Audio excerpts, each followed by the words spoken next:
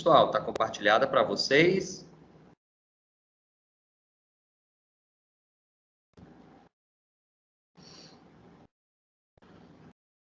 Alguém pode... Tá ótimo. Tá bom. Vamos lá. Cris? Tá me ouvindo, Cris? Oi, bom dia. Oi, Cris, bom dia. Tem quantas pessoas na sala, Cris? Peraí. Por favor. 17. Só... Ah, que pena.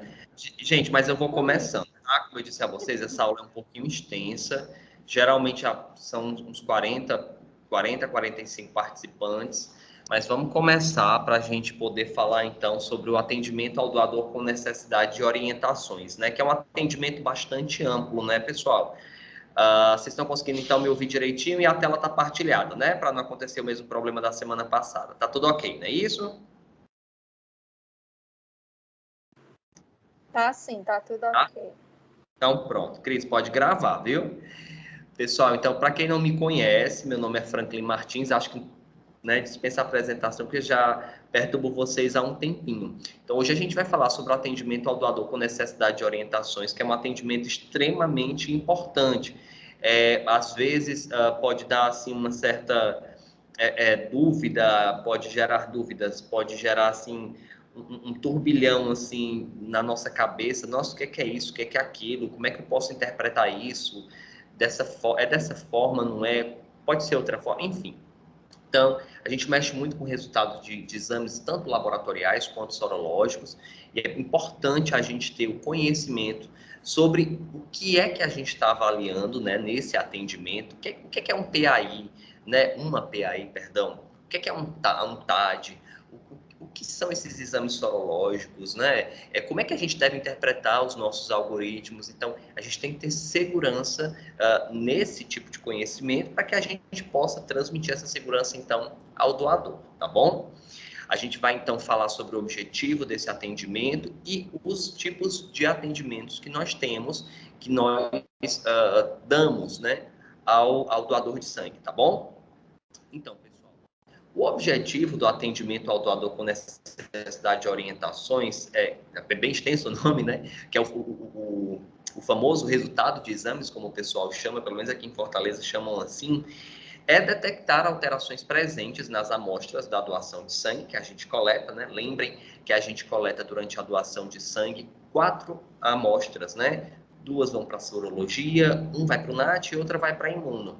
E a gente vai, então, tentar fazer uma triagem sorológica naquelas amostras coletadas para detectar alterações ou não.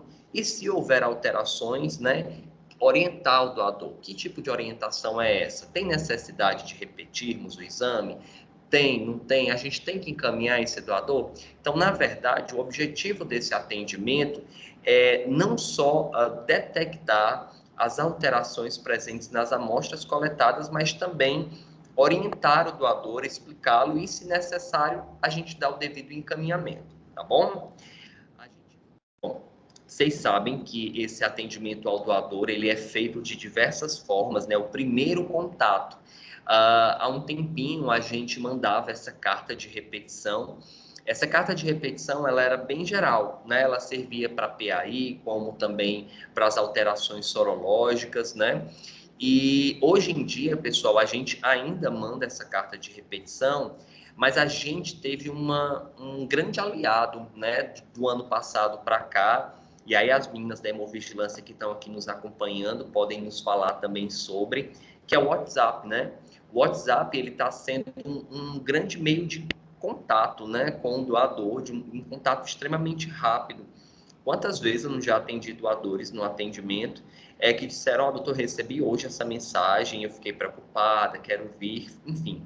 Inclusive, como a Carminha aí, eles vêm preocupados, né? Porque sempre pensam no pior. Quando eles recebem uma mensagem no WhatsApp, ou então recebem a carta, eles sempre pensam que é o pior, né? E eu ainda ouso dizer que eles sempre pensam que o resultado alterado é o de HIV. Não sei se vocês têm essa vivência, né? Mas sempre ficam com medo, achando que a única sorologia que nós avaliamos é o do HIV, né? E aí eles já chegam bem desesperados, alguns choram, outros vêm extremamente agressivos, né? Porque estão com medo, não que seja uma agressividade por conta da instituição, mas pelo medo, já chegam, né, bastante ríspidos. Mas, enfim, a gente tem que acolher e explicar o máximo de informações possíveis para que aquele doador fique mais calmo, né? Vamos lembrar, pessoal, que esses nossos exames, eles são muito sensíveis, né? Então, às vezes, algum fator externo pode interferir no resultado daquele exame, né? Alguma medicação, alguma alergia que aquele doador tenha tido próximo à doação, às vezes até alguma doença também, né? Pode causar uma interferência nos exames que nós fazemos, né? Então, o primeiro contato que nós temos com esse doador é através da carta ou do WhatsApp, tudo bem? E aí, que alterações a gente verifica, vocês já sabem, né? A gente vê todas as sorologias alteradas, as sorologias que o Ministério da Saúde preconiza, a gente vê o TAD, que é o teste da antiglobulina direta, eletroforese de hemoglobina, a pesquisa dos anticorpos irregulares, né? Quando ele chega à nossa sala, eu não sei por que é que eu vou atendê-lo, né? Claro que o atendimento ao doador, ele não fica voltado só para o laboratorial, né, e sorológico. Ele vai também me dar, eu também vou orientar o doador quanto à recusa pregressa, quanto a o tempo em que ele vai poder doar, né? Ou então ele veio para a minha sala só para pegar um resultado de exame, né, ou da última doação. Então, assim, o atendimento ao doador, ele é mais amplo, mas aqui eu estou focando mais nas alterações sorológicas e laboratoriais que a gente vai encontrar, tá bom? Pessoal, só para reforçar e lembrar vocês como é que a gente deve fazer o atendimento ao doador, certo? Nunca, em hipótese alguma, eu vou atender um doador sem que ele esteja com um documento oficial com foto, tá bom? Quantas vezes já pessoas com carteira de estudante, crachá do trabalho, teve ano passado que veio com certidão de nascimento, não podemos aceitar, pessoal, tem que ser um documento oficial com foto. Ah, doutor, mas era só uma tipagem. Não, infelizmente, nós não podemos, tudo bem? Então, a gente vai sempre pedir que ele venha com um documento oficial com foto, a gente vai conferir os dados dele no sistema, isso é muito importante, essa dupla checagem.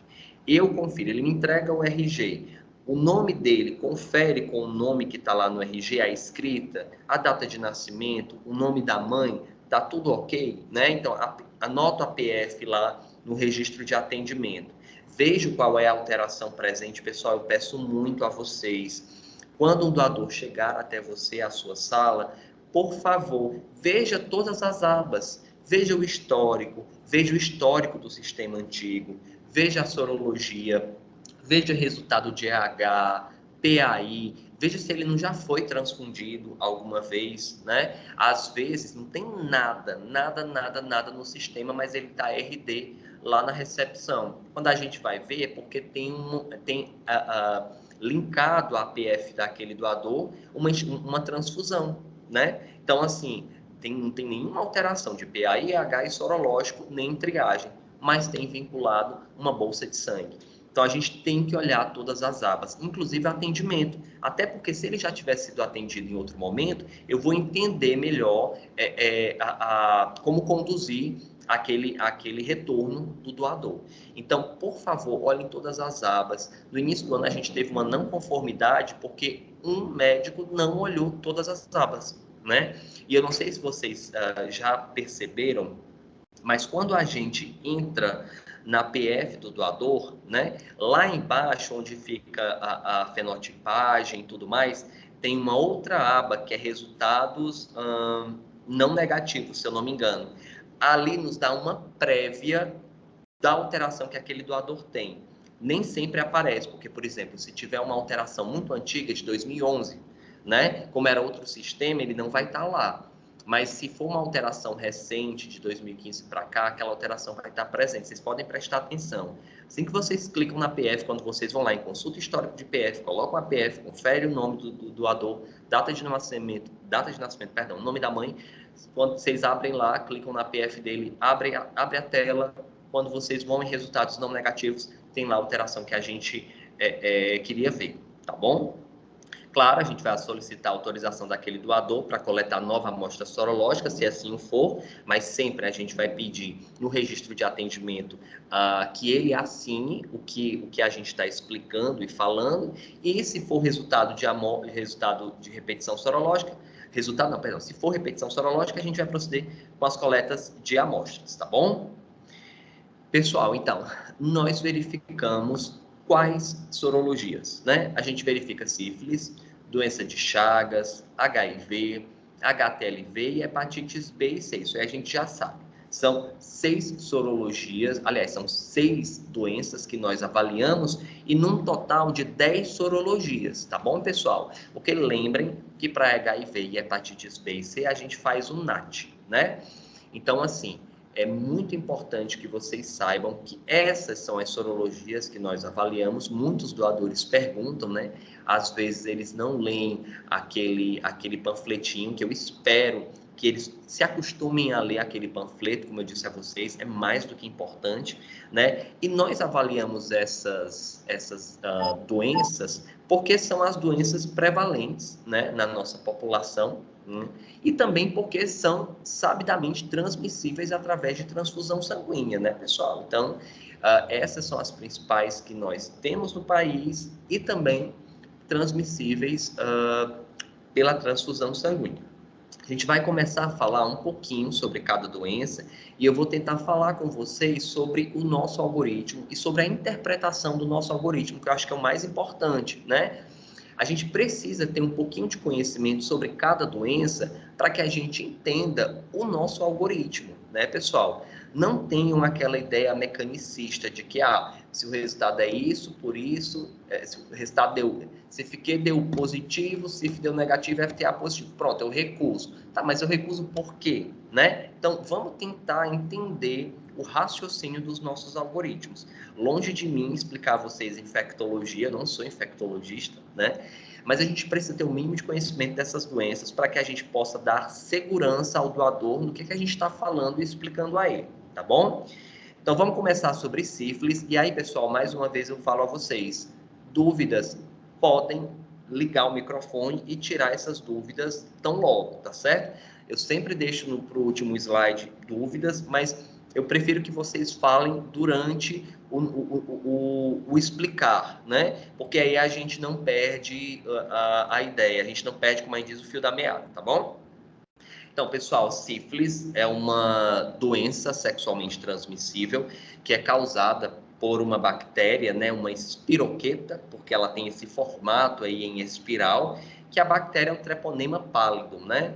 Ela teve um aumento muito grande lá no início da década de 80 por conta do número de HIV, que aumentou bastante na população mundial, né? Que se tornou aí uma pandemia, tá bom? A sífilis, pessoal, ela pode ser adquirida, ou seja, adquirida por uma transfusão sanguínea, ou então por uma relação sexual desprotegida, mas ela também pode ser congênita, né? Aquela que passa da mãe para o feto. Essa daí a gente vai deixar de lado, tá? A gente vai deixar para quem gosta da GO. Então, a gente vai falar da sífilis adquirida, que ela, normalmente, ela passa por algumas fases, tá? E esse passar de fases, pessoal, é didático. Quem já fez atendimento a paciente com sífilis sabe que essas fases se misturam muito, né? Elas são muito, elas não são certinhas, né? Em cada uma a doença ela se manifesta de uma maneira diferente, né? Mas que fases são essas, então? Então, quando um paciente, uma pessoa, ela adquire a bactéria que causa sífilis, ela pode passar por essas fases, que são a primária, a secundária, a latente recente, a latente tardia e a terciária. Até a latente recente, que é em média aí uns 2 anos, ela é uma fase infecciosa, ou seja, aquela pessoa ainda tem um risco muito grande de transmitir a outras pessoas. Já na fase latente, tardia e terciária, menos, tá?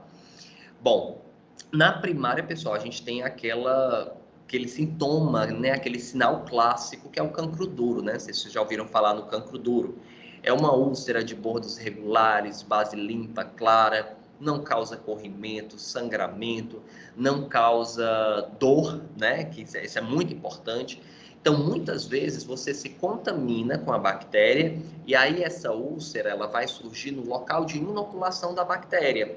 A gente pensa muito na região genital, pessoal, mas essa úlcera ela pode surgir em outros locais. Ela pode surgir na boca, ela pode surgir no ânus também, tá? Então, o cancro duro é uma manifestação inicial da sífilis. Mas, mais uma vez, eu repito a vocês, cada um, né? Ela pode se manifestar, mas ela também pode não se manifestar. Ela geralmente, no último artigo que eu li, que inclusive é esse aí que vocês estão vendo, tá? O tempo médio de duração desse cancro duro é de 1 a 7 dias, né? Então, vocês veem, é muito rápido, né? Então, não dói, não coça, não causa ferimento, sangramento, corrimento e desaparece muito rápido. Isso é importante vocês saberem, vocês terem isso em mente, porque a gente vai falar mais à frente no algoritmo, tá bom? A secundária já tem algumas lesões de pele, né? Aquelas manchinhas, aquelas pápulas que ficam dispersas no corpo todo, que não poupam palma da mão, que não poupam sola do pé. É comum você ver um paciente que tem muitas dessas pintinhas vermelhas na palma da mão, na sola do pé. Quem estuda clínica médica sabe que são poucas as doenças que pegam a palma da mão e a sola do pé, né? Sífilis é uma delas. Então, é bem característico, tá?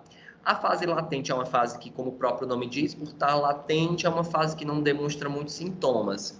E a terciária, pessoal, é uma fase onde já tem algum acometimento em algum órgão ou sistema do corpo, que mesmo fazendo tratamento, a consequência àquele órgão, ela não vai sumir, né? Ela não vai desaparecer, tá bom? Então, primária, secundária, as latentes e a terciária. Só para vocês terem uma ideia de como ela se comporta.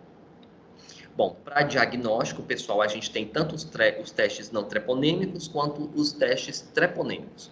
Os não treponêmicos, pessoal, o mais conhecido deles é o VDRL, que a gente utiliza, né, aqui no nosso algoritmo. Eles são testes mais sensíveis, tá certo? E os testes treponêmicos, eles são os testes mais específicos. A gente tem aqui no nosso Hemocentro o CFQ e o FTA, que vocês sabem que é o confirmatório. Ele é o específico do específico, né? Vamos falar aqui do nosso algoritmo, pessoal. Lembrem, esse algoritmo, pessoal, ele é um algoritmo pelo qual nós vamos nos basear no retorno do doador. Então, sempre vamos pensar assim, o doador, ele fez sua doação de sangue, o exame foi alterado, ele veio até nós, foi orientado, repetiu a amostra e retorna. Então, quando ele retornar, o resultado que eu vou dar àquele doador vai ser esse resultado do algoritmo, tá bom? É muito engraçado porque quando alguém começa a fazer esse tipo de atendimento, sempre se confunde com esses algoritmos, porque acha que já naquela repetição ele tem que seguir o algoritmo. Não. O algoritmo ele vai ser seguido quando o doador ele retornar até nós, quando ele tiver feito a repetição sorológica, tá bom? Então, pensem sempre assim. Então, o doador veio, fez a doação, o CFQ dele deu positivo. Ele vai retornar, o pessoal vai mandar um WhatsApp para ele, ou então ele vai receber uma carta, ele retorna, é atendido, orientado, coleta novamente o CFQ, e aí, com 7 dias depois, ele retorna. Se o resultado dessa repetição for negativo, pessoal, a gente libera aquele doador para doação de sangue. Então, lembrem, o resultado da doação de sangue dele foi um falso positivo. Se ele perguntar o que pode ter acontecido, algo externo pode ter atrapalhado o resultado do exame, tá bom? Alguma doença, alguma medicação, alergia que tenha tido próximo, né, à doação de sangue, enfim. Se o resultado da repetição do CFQ for positivo, lembra, quem vai fazer esse destrinchar sorológico, quem vai realizar os outros exames sorológicos do algoritmo, pessoal, não somos nós, é a equipe da sorologia aqui com o Dr. Lúcio, né? Então, o CFQ dele deu positivo, aí o pessoal lá da sorologia vai fazer o VDRL. O VDRL, pessoal, ele é um teste não treponêmico, ele vai me dizer se naquele momento eu ainda tenho anticorpos contra aquela bactéria, né? Se o VDRL for positivo, a gente vai recusar aquele doador a doação de sangue e vai encaminhá-lo para avaliação clínica, tudo bem? Se o VDRL for negativo, aí o pessoal da sorologia vai fazer o FTA. será que esse CIFIQ da repetição positiva, ele de fato, ele é verdadeiro? Ele é, né, ele é um resultado de fato que confirma contato prévio com a bactéria? Então, ele vai fazer o FTA.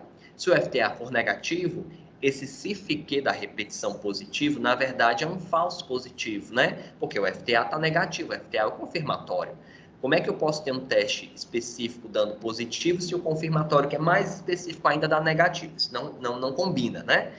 Mas se o FTA for positivo, pessoal, a gente tem aí, de fato, uma confirmação de que esse CIFIQ positivo é, de fato, verdadeiro. Ele teve contato com a bactéria, mas não tem mais a bactéria. E aí, pessoal, eu queria falar aqui algumas coisinhas para vocês que são muito importantes, porque me perguntam muito, e já me perguntaram muito no passado. E eu sei que podem ser dúvidas de vocês, porque também foram dúvidas minhas no passado. Quando o CIFIQ da repetição for positivo e o VDRL for positivo, independente desse resultado de VDRL, pessoal, a gente vai encaminhar o doador para avaliação. Por que eu estou falando isso? Porque, às vezes, o VDRL da repetição dá 1:2, 1:4. É uma titulação, pessoal, bem baixinha, né? Os médicos, geralmente, eles fazem um tratamento quando o VDRL está 1:8, 1:16. Quando está abaixo disso, pessoal, pode ser ainda uma cicatriz sorológica, né? A gente espera que depois do tratamento feito, depois de cerca de 1 ano, o VDRL negative. Mas a gente sabe que em algumas pessoas esse VDRL ele não negativa, ele fica bem baixinho. E isso não quer dizer que a pessoa está infectada ainda. Só quer dizer que aquele doador, aquele paciente tem uma cicatriz sorológica, tá? Mas mesmo assim, mesmo que o VDRL esteja bem baixinho, a gente encaminha aquele doador para avaliação como especialista. Tudo bem? Pessoal, eu não sei se vocês sabem. Pergunta, na verdade, não é que sabem, mas não sei se vocês já passaram por isso. Mas quando o CIFIQ dá positivo, com o VDRL negativo e o FTA negativo, é um falso positivo, como eu disse a vocês. Toda vida perguntam. Então se é um falso positivo, eu vou poder continuar doando, né? Não, gente. Por que está aqui no nosso algoritmo recusa definitiva? Para lembrar vocês, né, daquela orientação da AABB. A ABB orienta que quando um doador tem 2 sorologias positivas ou indeterminadas, a gente não aceite mais a doação de sangue, tá? Por isso que eu sempre falo para vocês, na nossa triagem, no nosso trabalho, envolvam sempre a ABB, porque os nossos processos, eles são pautados pela portaria do Ministério, mas também por orientações da ABB, tá bom? Podem notar que quando o resultado do CIFIQ dá positivo na repetição, tudo é recusa definitiva, a gente vai recusar aquele doador. O que vai nos dizer, o que a gente vai ficar ainda sem saber, que na verdade a gente vai saber com o resultado, com o destrinchamento da sorologia, é se aquele doador precisa ser encaminhado, se ele é um falso positivo, ou se ele teve contato e não tem mais, tá? E é outra dúvida que me perguntam muito, mas doutor, eu nunca tive nada, eu nunca senti nada, nunca tive nenhum sintoma. E como é que você está me dizendo que o CIFIQ está positivo, eu não tenho a bactéria nesse momento, que é o VDRL negativo, mas eu tive o contato. E aí é o que eu falei para vocês quando eu expliquei aquela tabelinha, né, mais didática da sintomatologia da sífilis. As fases, elas se misturam muito, elas não são bem divididas, né? E os sintomas, eles podem não surgir. Ou se surgirem, eles podem surgir de maneira muito discreta. Então, imagina uma mulher, né, que tem se contamina com sífilis, e esse cancro duro, essa úlcera, né, que é a sintomatologia clássica da fase primária, ele fica lá na vagina, a vagina que é um órgão bem interiorizado, né? Essa ferida, essa úlcera não dói, não coça, não causa corrimento, sangramento, então você nem percebe que tem, né? E como eu disse a você, às vezes o sintoma ele pode não aparecer, né? E aí, o que é que explica, então, eu não ter mais a bactéria no sangue, né? Vamos lá, gente, o CIFIQ, lembrem que é um teste que vai me dizer contato prévio, tá? Quando eu não sei, eles sempre perguntam, é um contato recente? Não, eu não sei. Eu sei que é um contato prévio, tá? Desde o início da tua atividade sexual até os dias de hoje. Eu tenho certeza que lá no início da tua atividade sexual até os dias de hoje, você tomou antibiótico por qualquer outro motivo. Dor de garganta, infecção de pele, infecção urinária, né? Então, assim, a bactéria, gente, desculpem a palavra, como a gente fala aqui no cearenseis, ela é meio fuleiragem, né? A bactéria da sífilis. Então, ela é uma bactéria que ela digamos, ela não vários antibióticos, né, podem matar essa bactéria. A gente sabe que a penicilina, né, benzatina, ela é a principal, né, a primeira escolha sempre, mas azitromicina, ceftriaxona, ou tantas outras, doxiciclina, tantos outros antibióticos podem ser utilizados para matar essa bactéria. Então, tenho certeza que você, doador, durante esse período da vida, tomou algum tipo de antibiótico que acabou interferindo no resultado no resultado não, que acabou interferindo na bactéria, causando a sua morte. E como eu disse a vocês, pessoal, o FDA é um exame muito específico, a gente tem que confiar nele, tá bom? Então, o tratamento, eu já até adiantei um pouquinho a vocês, o tratamento ele vai depender de cada fase. Antigamente, dependendo da fase primária, era uma dose, né, de 1 milhão, aliás, uma dose em cada nádega de 1.200.000, secundária, 2, terciária, agora não é mais assim. O Ministério da Saúde coloca como primária e secundária uma dose só, em que a gente aplica uma ampola de bezetacil em cada nádega, né? E quando ela é terciária, a gente aplica uma ampola de bezetacil em cada nádega por 3 semanas. Então, vamos supor que eu faço o tratamento hoje, segunda da semana que vem e segunda da outra semana, tá? A gente faz esse acompanhamento com o VDRL. Eu não sei se eu disse a vocês, eu acho que não, mas os testes treponêmicos, pessoal, uma vez positivo, para o resto da vida, aquele exame vai dar positivo. Então, eu tive sífilis aos 20 anos. Quando eu for fazer o meu FTA aos 60, ele vai dar positivo. Tudo bem? Então, os testes treponêmicos, eles são testes que vão ficar para o resto da vida daquele paciente, daquele doador, tá certo? Então, existem outros antibióticos que podem ser utilizados, mas que não são considerados os de primeira linha para tratamento de sífilis. Como eu já falei, ceftriaxona, azitromicina, doxiciclina, tá bom? Que geralmente eles são utilizados para quem tem reação à penicilina, tá? Então, pessoal, deu para destrinchar direitinho aqui o algoritmo, vocês entenderam? Alguém tem alguma dúvida, quer perguntar alguma coisa? Esse é o momento. Não? Então vamos lá. Bom, agora vamos falar um pouquinho da doença de Chagas, né? Que é a famosa aí doença de Chagas, que é uma doença muito conhecida aqui na América Latina, né? E que, na verdade, se espalhou um pouquinho por conta da migração, né, pessoal? Antigamente não sentia essa história de doença de Chagas no Japão, na Austrália, de uma hora para outra surgiu lá, né, por conta das migrações. Então, cerca de 6, 8 milhões de infectados no mundo. O agente etiológico é o Trypanosoma cruzi, que é esse protozoário flagelado, né, que tem esse rabinho aí. E o vetor, que é o famoso barbeiro, né, o Triatoma infestans, tá, pessoal? Fases. Ele também é dividido em 2 fases, aguda e crônica.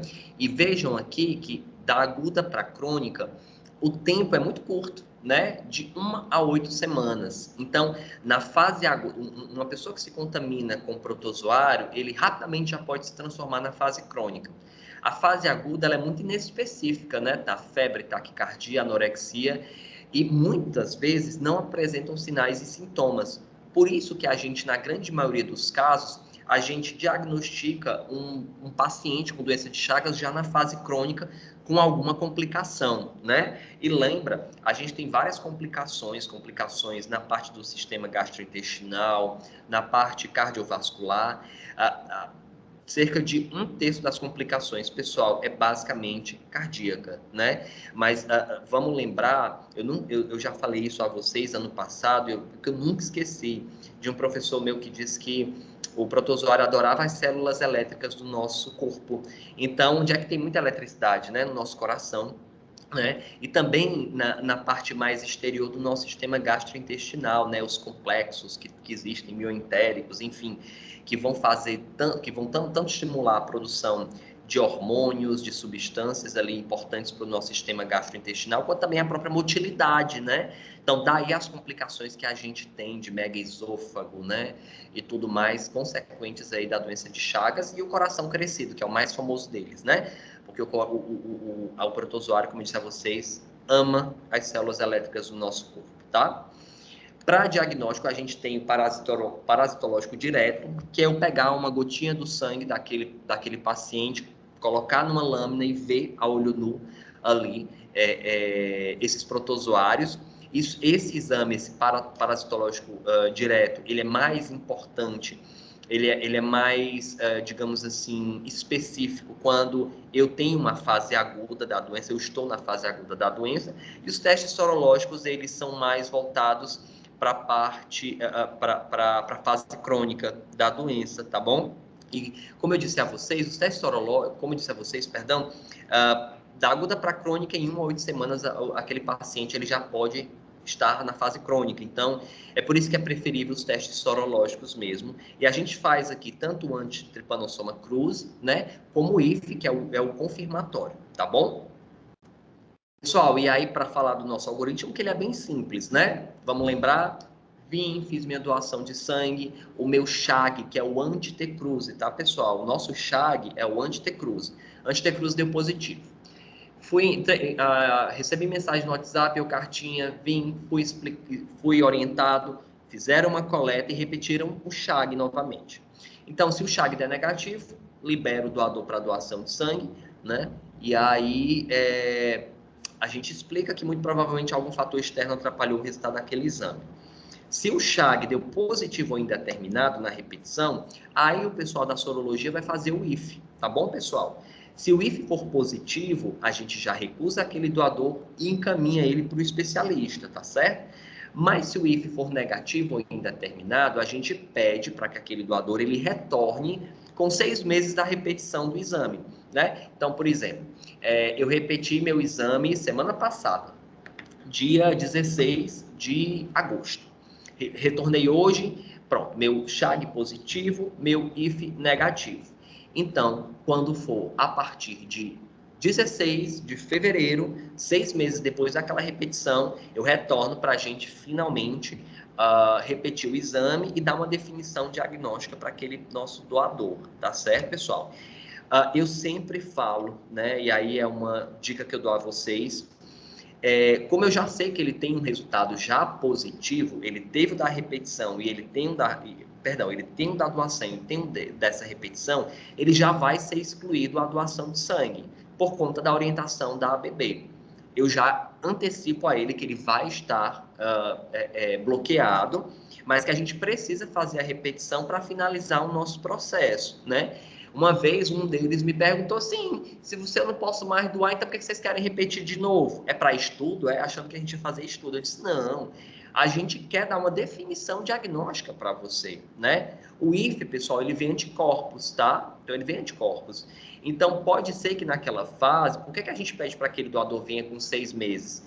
A ideia é assim, digamos, de maneira mais simplória, para tentar ver se o organismo produz anticorpos a ponto do IFE ser detectável, entende? Então, a gente pede para que ele venha um tempinho a mais para a gente, de fato, ver se detecta ou não, né? Então, assim, pessoal, eu já antecipo a informação de que ele vai estar bloqueado, mas que a gente precisa repetir para dar uma definição diagnóstica para ele, tá bom? Alguma dúvida aqui, pessoal? Não? Vamos lá. O tratamento, pessoal. Como a gente sempre pega o paciente na fase crônica, então o tratamento ele é feito basicamente como cuidado às complicações que vieram decorrentes da doença, tá bom? A Fiocruz disponibiliza algumas medicações, que é o benzimidazol e nifurtimox, que são medicações utilizadas, mais utilizadas na fase aguda, tá? Eu, como médico, eu particularmente nunca tive a oportunidade de atender paciente em fase aguda de doença de Chagas, né? Essas medicações têm muita reação, né? Muita reação adversa, então muitas vezes tem que saber balancear se de fato tem necessidade ou não de usar essas medicações, mas enfim, elas existem e que são mais utilizadas na fase aguda, tá bom? Pessoal, alguma dúvida de doença de Chagas? Alguém quer perguntar? Bom dia, doutor Franco. Aqui é Quem fala? responsável pela hemovigilância de Quem Juazeiro. fala? Quem fala? Rebeca. Oi, Rebeca. Prazer, viu? Diga lá, o que é que eu posso lhe ajudar? Doutor, é sobre o algoritmo. Eu queria que o senhor explicasse, por favor, novamente, só para eu poder repassar direitinho, Tá. só a questão se o teste positivar, a sorologia positivar para Chagas, aí o IF é feito por aí mesmo, não precisa ser solicitado. Esse Não, olha, quem faz esse destrinchar sorológico, tá certo? É o pessoal da sorologia, aqui com o doutor Lúcio, tá bom? tá Por certo. exemplo, um doador ele vem até nós, quando eu sei que o CHAG dele da doação deu positivo, eu só vou pedir o CHAG, né, que é o antitecruze dele. Eu não vou pedir o CHAG e o IF, né? Se for necessário, o pessoal da sorologia faz a solicitação do IF, tá?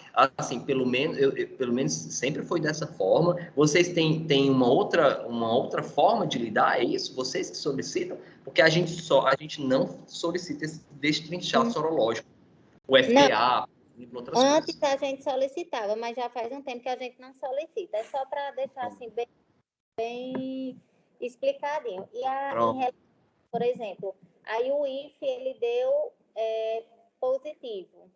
certo. Aí eu vou pedir que ele venha com 6 meses repetir, ou é Não, só não, quando negativo ou não, não. indeterminado? Não, ó, vamos lá. O IF não é o confirmatório. Se ele É deu sim. positivo, um antitecruz positivo ou indeterminado, ele tem a doença e precisa ser encaminhado. Eu só vou pedir para ele retornar se o IF vier negativo ou indeterminado com o antitecruz positivo ou indeterminado. Entendeu? É. O IF é o confirmatório, gente. O confirmatório dando positivo é encaminhado. Aí se o IF, aí ele só vai repetir caso o IF dê negativo e o SAG dê positivo, não é isso? Com 6 E meses. isso, Pronto. isso. Tá E bom, aí, então. e aí lembrar que é 6 meses da repetição, tá bom? Certo, da repetição, não da doação. E Tá bom, obrigada. de nada. Alguém mais, pessoal, quer tirar alguma dúvida, quer perguntar algo? Não? Vamos lá. Bom, gente, vamos falar então do HIV/AIDS. Eu não sei se vocês assistiram ao Fantástico, né? Eu adoro assistir ao Fantástico, gente. É a minha forma de lembrar do domingo, da tristeza do domingo, da semana que vai começar, tô brincando. Mas ontem a gente estava vendo, eu vi no Fantástico, a reportagem falando da fase de testes, né, do projeto Mosaico com a vacina, né, do vírus HIV. Muito interessante, pessoal. Depois, se vocês puderem ler, né, eles pegam um adenovírus, né, e aí colocam partes genéticas do HIV dentro desse vírus, e aí o sistema imune reconhece, produz anticorpos. Então, essa vacina, se der tudo certo e for aplicada, né, a gente já vai ter aí anticorpos contra o vírus HIV. Gente, muito interessante. Eu vi que, inclusive, a, a, a taxa, né, de eficácia não é tão alta, é mais de 60%, mas foi a que mais avançou até agora, porque a última, pela reportagem, era só de 37%, se eu não me engano. Então, vamos torcer para que dê tudo certo, né? O Brasil entrou aí na cota para fazer o teste. Eu espero que em breve a gente tenha boas notícias. Parece que daqui a uns 2 anos eles vão soltar os primeiros resultados, tá? Mas, enfim, então o HIV, pessoal, vocês sabem que é uma doença que surgiu lá na década de 80 e aí não parou, né, pessoal? De acordo com a UNAIDS, cerca de 37,9 milhões de pessoas convivem com HIV, isso até 2018, e a incidência, então, novas infecções pelo vírus até no ano de 2018 foi de 1,7 milhão. É muita gente, né, pessoal? Lembra, é muita gente. Então, a família é o retroviridae, né, que é o retrovírus, é um retrovírus, assim como o HTLV, que a gente vai falar um pouquinho mais à frente. E tem dois subtipos, o 1 e o 2. O 1 é o mais prevalente no mundo, o 2 ele também é muito prevalente na África, tá bom, pessoal? Bom, o vírus HIV, pessoal, eu coloquei ele aqui, essa fotinha, para a gente conversar um pouquinho sobre os nossos exames, tá? Longe de mim querer falar para vocês sobre a parte estrutural do vírus, enfim, né? Quem sabe se a doutora Marlene estivesse aqui participando, eu acho que ela não está participando, ela explicaria melhor para a gente isso. Mas por que eu quero mostrar essa foto a vocês, né?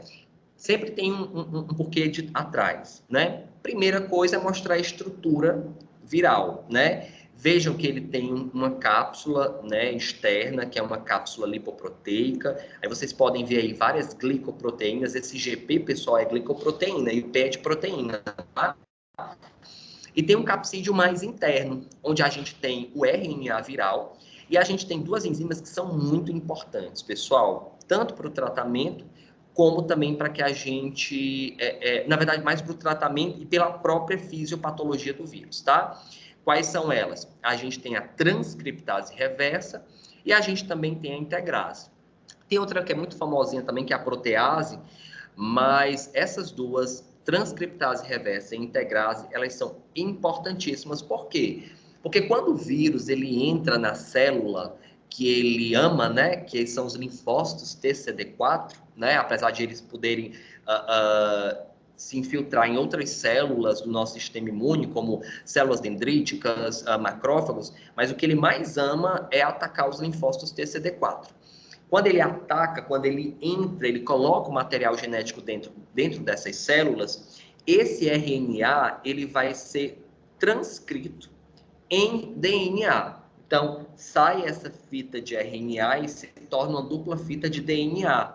E essa dupla fita de DNA, ela vai ficar ligada pela ação da enzima integrase. Então, a enzima integrase, ela vai pegar esse DNA que foi formado e vai colocar dentro da célula hospedeira, no caso, na grande maioria, os linfócitos TCD4.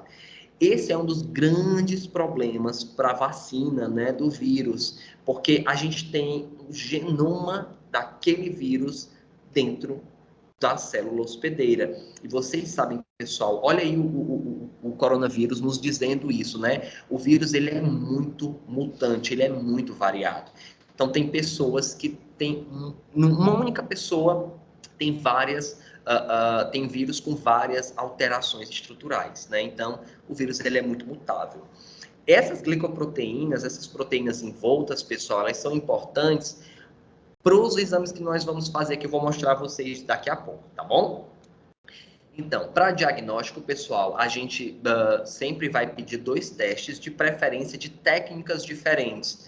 Um ELISA com blot, enfim, isso é importante. O Ministério da Saúde, ele até permite que a gente, por exemplo, dê um resultado com 2 testes rápidos, né? Por exemplo, se estou no interior do interior, o único teste que eu tenho é o teste rápido, né? Eu posso até dar, mas ele pede que esses testes rápidos eles sejam feitos de... esqueci o nome agora, pessoal. Eu vou dizer caixinhas diferentes, mas tem um nome. Vê se vocês me ajudam aí. Agora esqueci o nome. Lotes, pronto, de lotes diferentes, tá? Isso é possível. Mas a grande maioria dos casos a gente dá o resultado diagnóstico com 2 testes, né? De técnicas diferentes, tá? Bom, o nosso algoritmo, eu adoro esse algoritmo, pessoal, acho muito bacana. Inclusive, semana passada eu tive um caso, até discuti com o pessoal do NAT, com a doutora Marlene, que é a coordenadora do laboratório de hemato daqui. Sobre isso eu vou repassar para vocês. Então, vamos lá. Lembrem que HIV e hepatites B e C, a gente sempre, além do teste do anticorpo, a gente pede um NAT, né? Então, o doador, ele veio, o HIV dele deu positivo e ou um NAT positivo, a gente vai repetir o teste.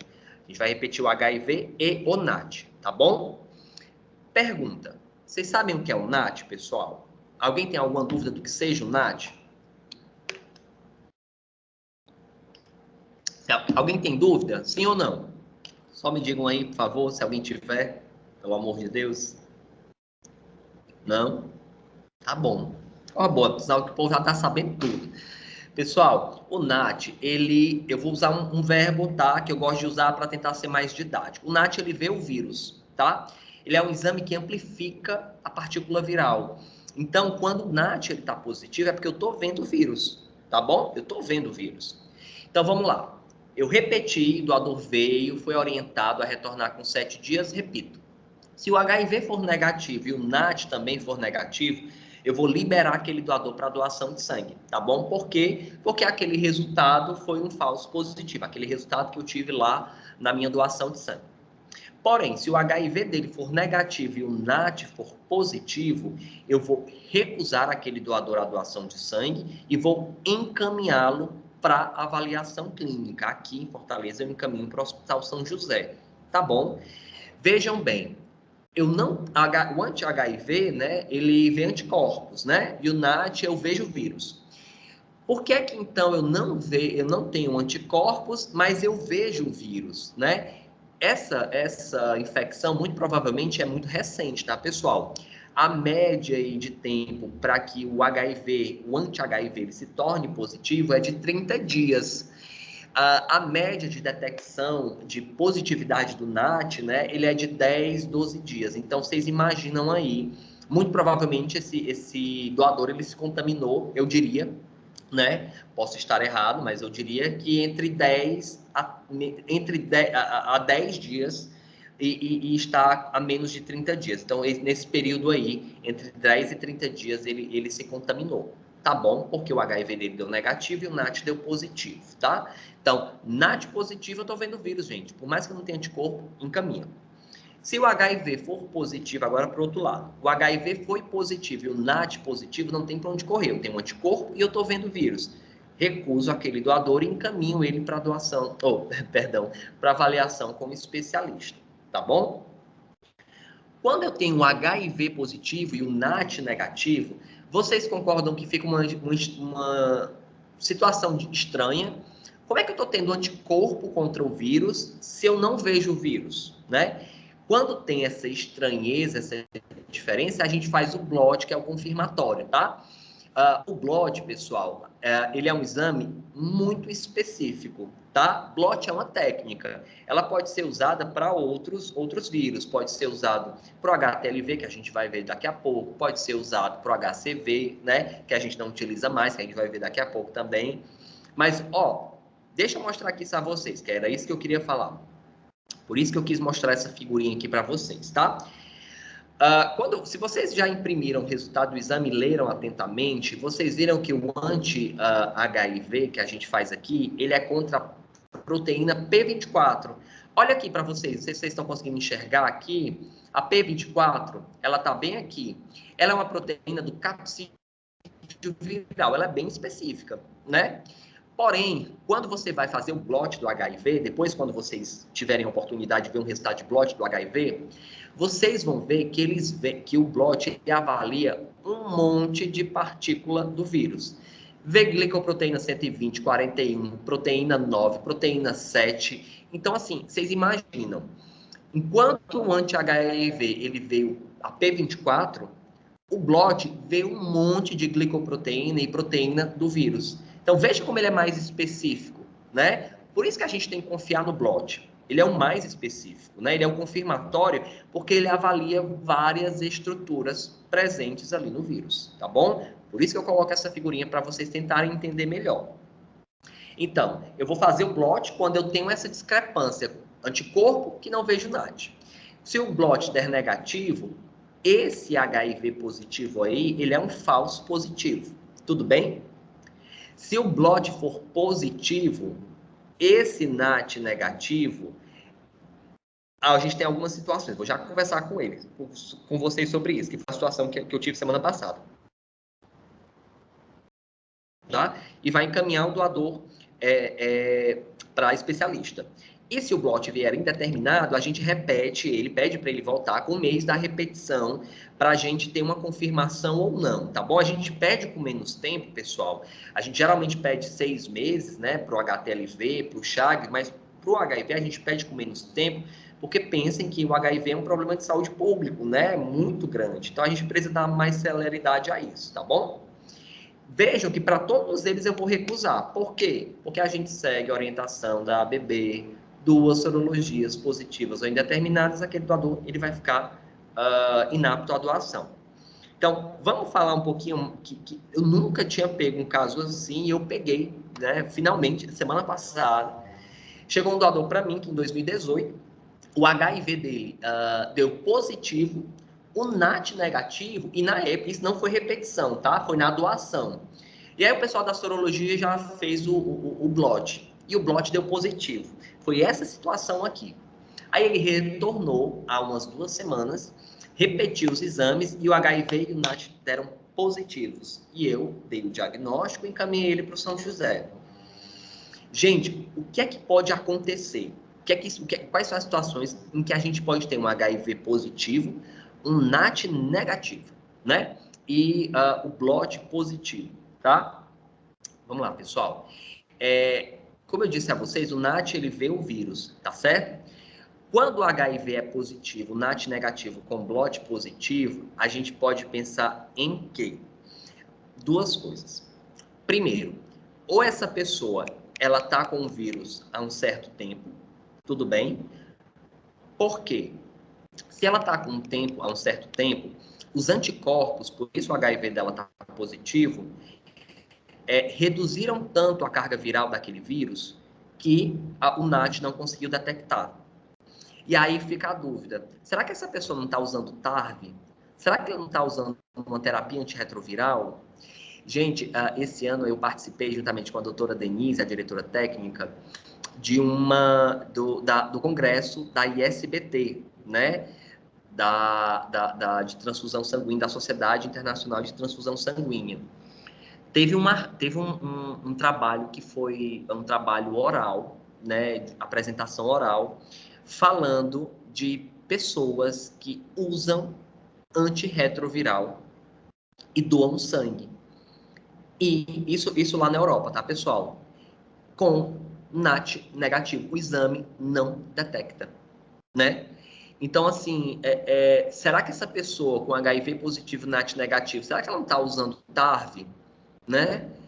E quer doar por, sei lá qual o motivo que seja, né? Ou então ela tem essa doença há muito tempo, não conhece, não desconhece isso, e os anticorpos diminuíram a tal ponto de que o NAT foi negativo, tá bom?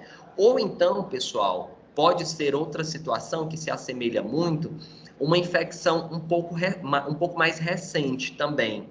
Às vezes, pessoal, quando o HIV, não sei se vocês já viram a curva da história natural da doença, o HIV, quando o vírus entra no corpo, o nosso sistema imune tem uma resposta muito boa contra o vírus, né? E aí acaba que ele diminui bastante a carga viral, mas depois o próprio vírus ele consegue contornar isso e acender um pouquinho de carga. Então, será que essa pessoa naquela época, em 2018, não tinha se contaminado recentemente, né? Ele tinha me dito que tinha começado um relacionamento fazia pouco tempo, né? O doador, naquela época, que ele nem tinha mais o relacionamento. E para mim, disse que não fazia nenhum tratamento, que nunca teve nenhum sintoma e que, enfim, foi uma surpresa para ele o diagnóstico que eu dei semana passada. Então, assim, eu nunca tinha pego um caso desse, mas existe, tá bom? Então, pensa, quando o HIV for positivo, o NAT negativo, a gente pode ter essa situação. Será que não foi algo muito recente, né? A ponto de, se vocês virem na curva, né, no gráfico, como eu disse a vocês, ele está ali, o NAT está negativo porque o sistema imune ele está sabendo responder àquele vírus, né? Ou então, será que aquele paciente não está usando TARV? Ele sabe que tem e está usando TARV? Ou então, será que ele tem esse vírus há muito tempo e está com essa mesma situação primeira que eu disse a vocês? Os anticorpos estão de tal forma que baixaram um pouquinho a carga viral dele, né? Então, ficam essas dúvidas aí, tá certo? Alguém tem alguma dúvida, pessoal? Eu adoro falar desse algoritmo de HIV e fiquei muito empolgado também ontem quando eu vi a reportagem lá do Fantástico, como eu disse a vocês.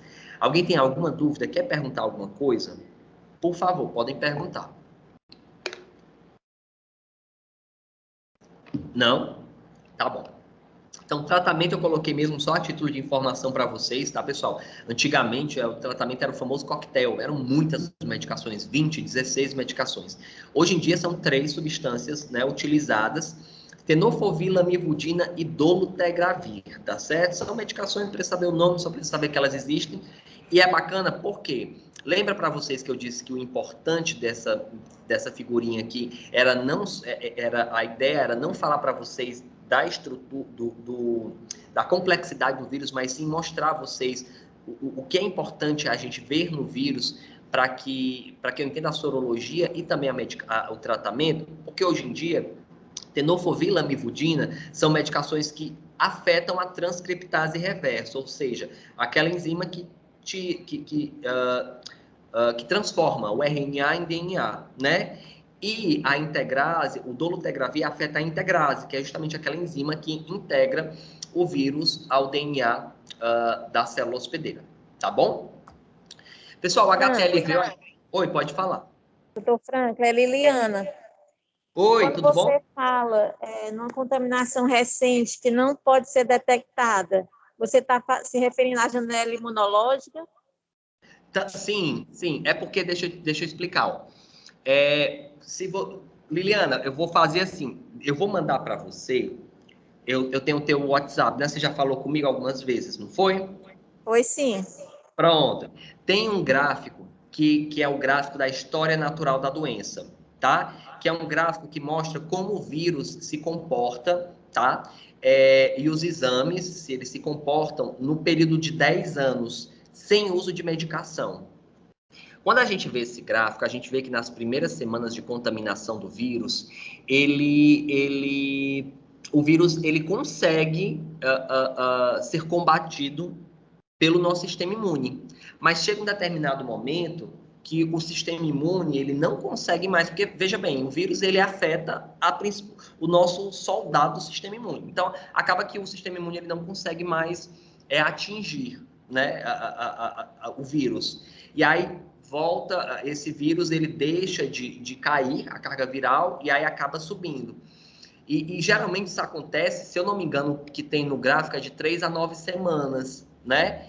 Então, veja bem, nessa pode ter sido, isso é uma dúvida que fica, não é uma certeza, tá? Porque eu disse a você, existiram essas possibilidades para aquele doador que eu conversei, discuti, inclusive, com o pessoal do NAT, com a doutora Marlene, que essas não seriam as possibilidades, né? Porque o NAT pode não ter sido detectado, pode não ser detectado, porque a carga viral está baixa por conta dessa defesa inicial que nós temos, né, contra o vírus. Mas é inicial que depois o vírus ele supera aí essa questão da nossa defesa. Tá certo? Te respondi ou não? A janela imunológica, ela varia, depende. É porque a janela imunológica varia de pessoa para pessoa, né, Liliana? Tá? Mas pode ser janela imunológica? Pode. Mas é porque é tão variado, varia de pessoa para pessoa, que eu prefiro falar dessa forma como eu disse a vocês. Tá bom? Ok, obrigado, doutor Franklin. De nada. Vamos lá. Pessoal, então o HTLV, ele é um vírus da família retrovírida, que é o mesmo do HIV. E aí eu tinha tanta raiva, às vezes, quando a gente falava alguma coisa para o doador, e o doador ia lá no Google, quantas vezes o doador eu falava HTLV, ia lá na minha frente, aí tinha lá, se você botar no Google, pessoal, HTLV, você vai ver que tem lá, uma das primeiras coisas que aparece, é o primo do HIV. Aí todo mundo fica doido, porque acha que é o HIV, né? Então, o HTLV ele também é um retrovírus. Ele é da mesma família, pessoal, porque a família retroviridae, né, tem a transcriptase reversa, tá? É um vírus RNA com a transcriptase reversa, tá? Por isso que elas são da mesma família. O HTLV é da mesma forma, tá? Ele foi diagnosticado há muito tempo, antes mesmo do HIV. Eu, particularmente, pessoal, como médico, eu nunca tive a oportunidade de atender um paciente ou de acompanhar um paciente HTLV. Então, eu não tenho tanto conhecimento sobre. O conhecimento que eu tenho é um conhecimento mais introdutório para a gente poder discutir e falar também com o nosso paciente, né, com o nosso doador. Então, o HTLV, pessoal, ele é um vírus que ele pode predispor alguns tipos de câncer, linfoma, leucemia. Então, um paciente tem um determinado tipo de linfoma, leucemia, então eu tenho que investigar o HTLV, eu tenho que fazer a sorologia do HTLV para saber se ele tem, porque aquele linfoma, aquela leucemia é mais característico de HTLV positivo, né? E ele também pode predispor a uma doença neurológica chamada paraparesia espástica tropical. É uma doença onde a pessoa, olha o nome, paraparesia, né? Então ela vai ter dificuldade, vai ter perda da força muscular dos membros inferiores, vai ter dor lombar, dificuldade para fazer xixi, cocô, tá bom? Só teve um caso aqui no Hemoce que eu conheci que, na verdade, foi um doador, foi no final do ano passado. Ele, em 2004, vocês imaginam aí, ele foi convocado para fazer repetição de exame e nunca repetiu o exame. Era o HTLV.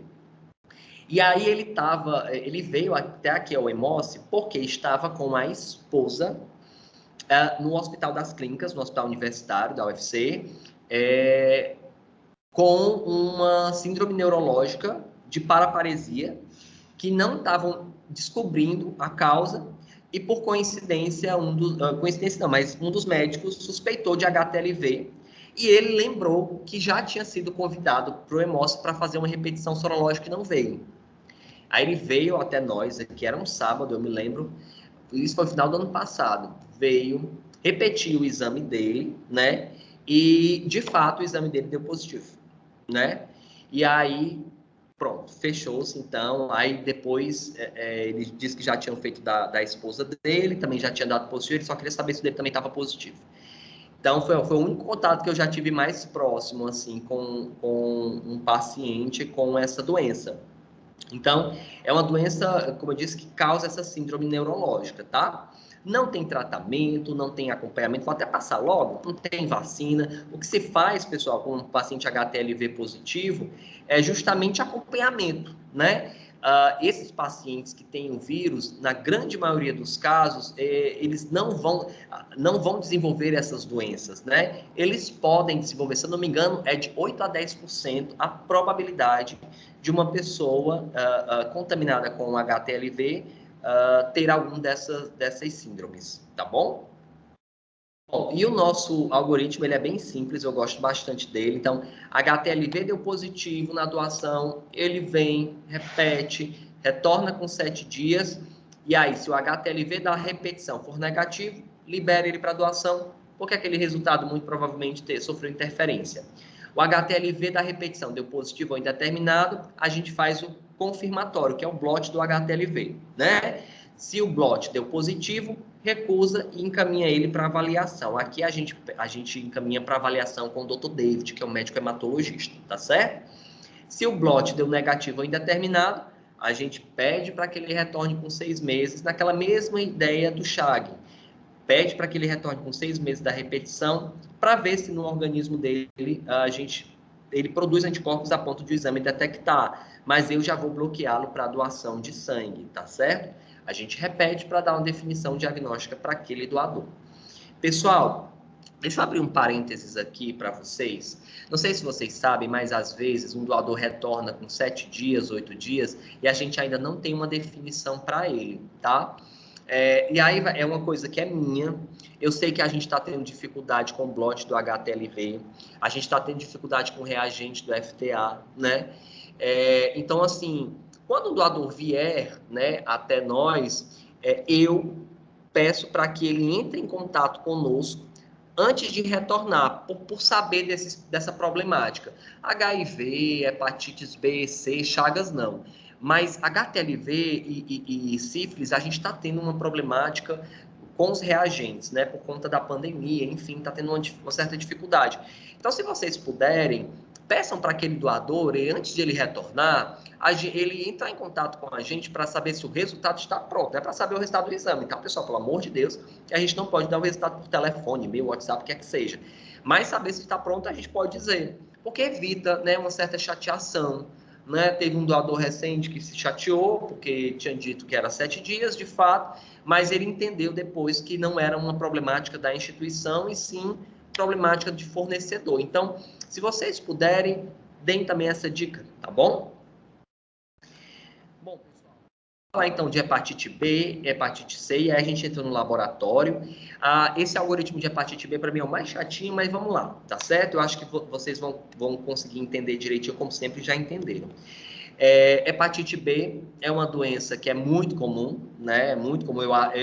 Eu ouso dizer que aqui, pelo menos em Fortaleza, os casos em que a gente sempre pega são disparados sífilis e hepatite B, né? Os outros bem menos, mas sífilis e hepatite B, sem sombra de dúvida, são os mais frequentes, tá certo? Bom, o vírus da hepatite B é um vírus DNA vírus. Isso difere de todas as outras hepatites, A, C, D, E e todo o alfabeto de hepatite que tem. Porque são vírus RNA. O vírus da hepatite B ele é o único vírus DNA, tá bom? Aqui eu coloquei a estrutura dele só para a gente entender um pouquinho os exames. Não sei se vocês já... doutor, pede aí um check-up para mim, sorológico. Aí ele bota os da hepatite B, ele bota HBsAg, anti-HBC, anti-HBS, a gente fica, meu Deus, que tanto, o que é que isso quer dizer? O que é, né?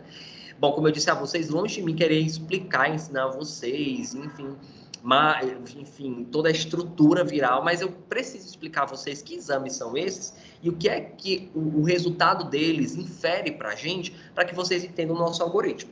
Então, o vírus, ele tem um capsídeo externo e externamente a ele tem esse antígeno, que é o antígeno Austrália, que é o HBS, tá bom? Esse antígeno HBS, ele fica mais exteriorizado. Mais interiorizado fica o outro antígeno, que é o antígeno HBC. A gente não consegue, pessoal, quantificar o antígeno HBC, mas a gente consegue quantificar o anticorpo contra ele, que é o anti-HBC, né? Então, o HBsAg a gente quantifica, ele é mais externo. O HBcAg não quantifica, ele é mais interno, mas a gente consegue quantificar o anticorpo contra ele, que é o anti-HBC. Inclusive, a gente consegue quantificar o anticorpo contra o antígeno HBS, que é o mais exteriorizado, que é o anti-HBS. Então, quando eu peço HBsAg, eu estou querendo ver se eu tenho hepatite naquele momento. Quando eu peço anti-HBC e anti-HBS, eu estou querendo ver outras coisas. O anti-HBC é contato. O C é de contato, lembra assim, tá? E o anti-HBS para saber se aquela pessoa está imune ou não ao vírus, tá bom?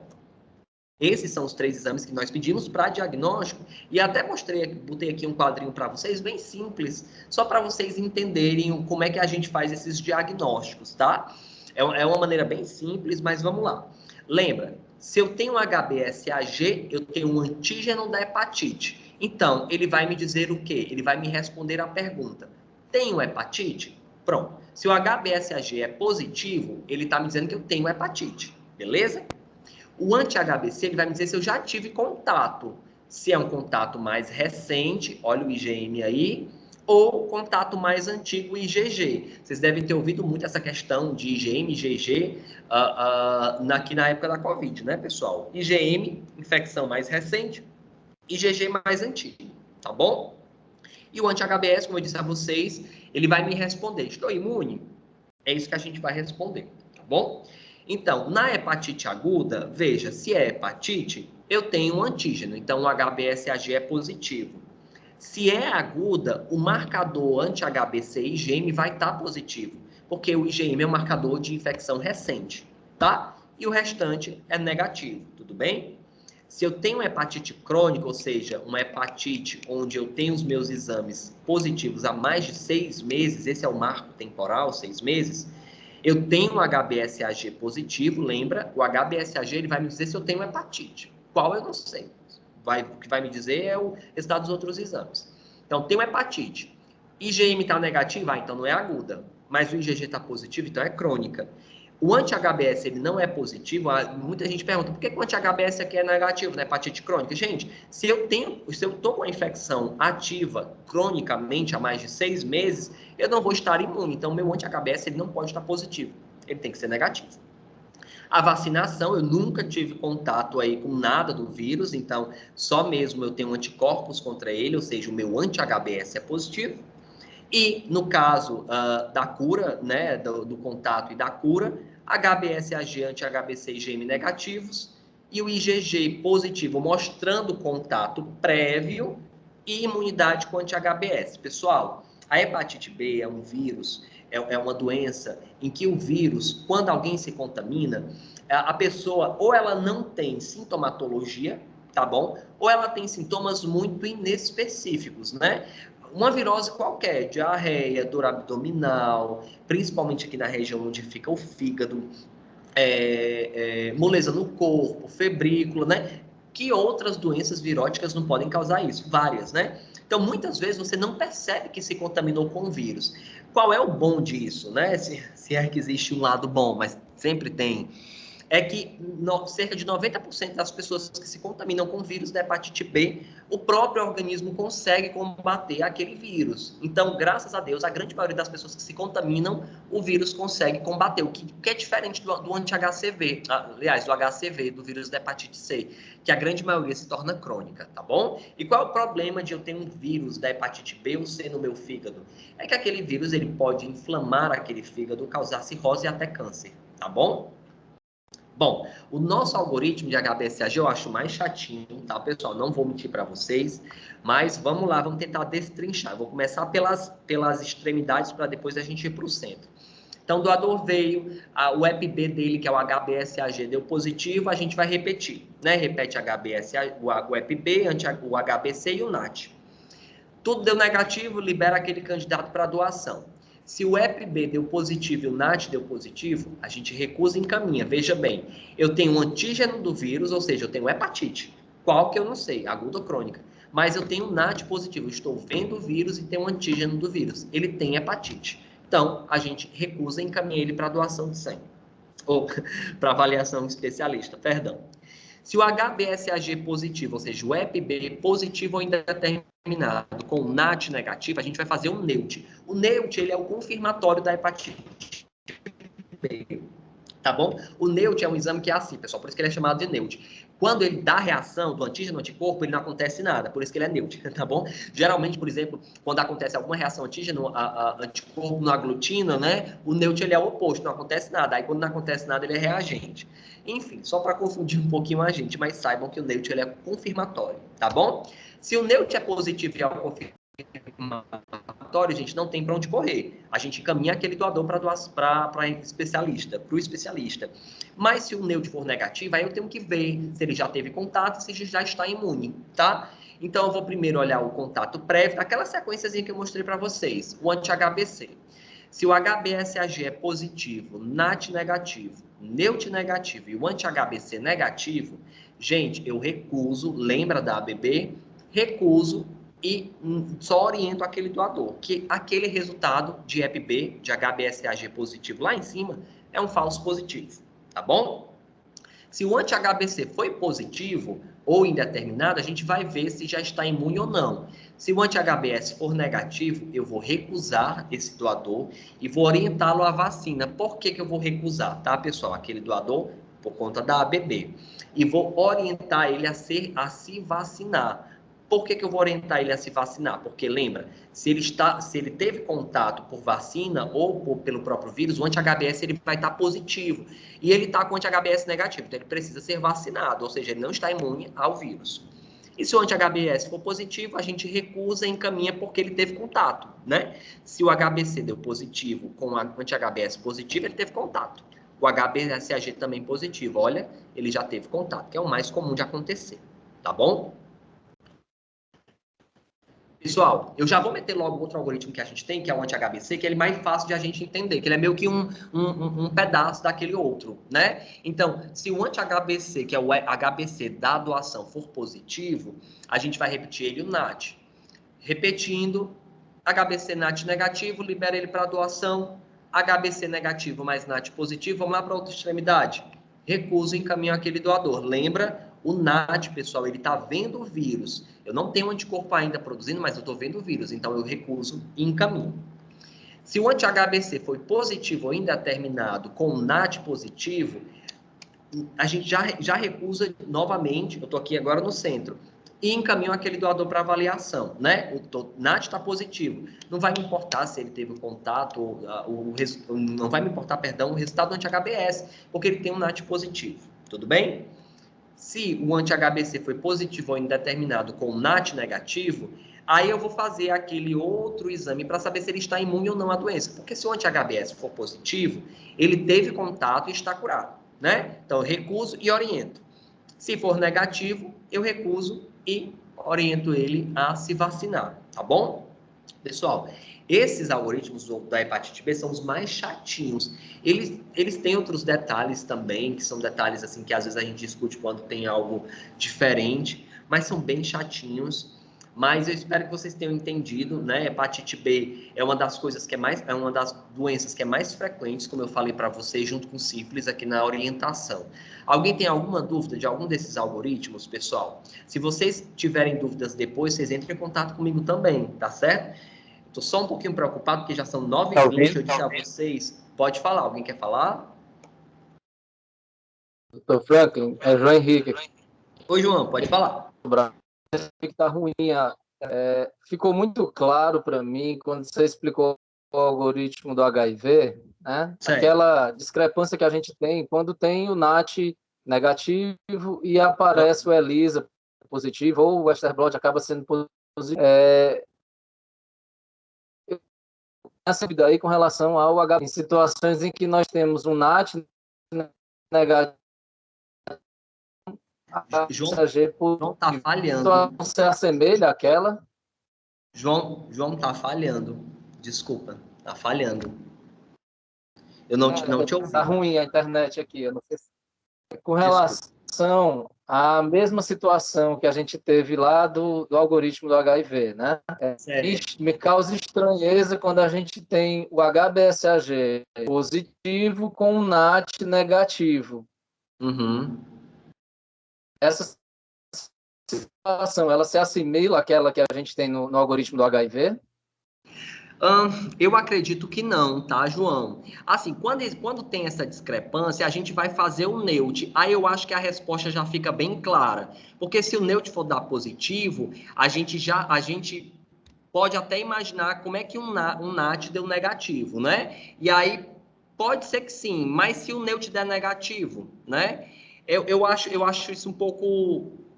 Eu acho que deveria ser mais bem discutido isso. Mas, assim, o que vai me dar a resposta, eu acho que é o NEUT. Entende?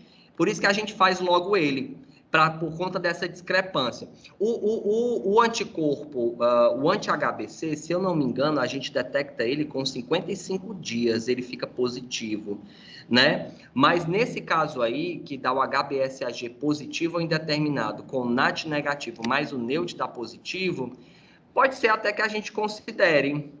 Eu fiquei na dúvida, João. Posso te dar a resposta depois? Eu vou discutir com a doutora Marlene esse caso. Esse algoritmo, gente, para mim é o que às vezes me dá mais dúvida, tá? É excelente pergunta, João.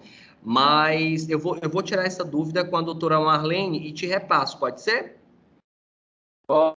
Pode ser. Obrigado. Pronto, eu fiquei com essa dúvida também. Foi bom que você colocou aí uma duvidazinha aqui para mim, eu vou questionar. Mas eu entendi o teu argumento, eu entendi. Como é que o NEUT vai dar positivo com o antígeno se o NAT, né, que amplifica a partícula viral, dá negativa? Pode ser, né? Mas deixa eu confirmar com os universitários. Tá certo? Pronto. Você é do Crato ou é do Juazeiro, João? Também isso. Sobral. Perdão. Sobral. Tá bom, perdão. Tá bom. É bom que eu peço a Júlia ter o contato.